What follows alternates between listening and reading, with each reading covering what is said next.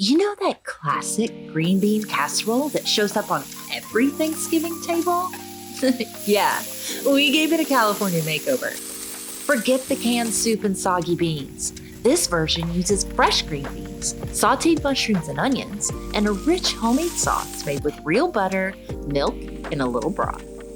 Oh, and here's the twist: pumpkin and sweet potato gnocchi. They soak up that creamy white sauce and turn every bite into cozy, buttery perfection. We bake it until it's bubbling and golden brown, then top it with a mouthful of crispy fried onions, because some traditions are just sacred. This isn't your grandma's casserole. It's the ultimate green bean casserole. Fresh, flavorful, and a total show-off on your Thanksgiving dinner table. Because when your ingredients are grown in California, even comfort food gets an upgrade.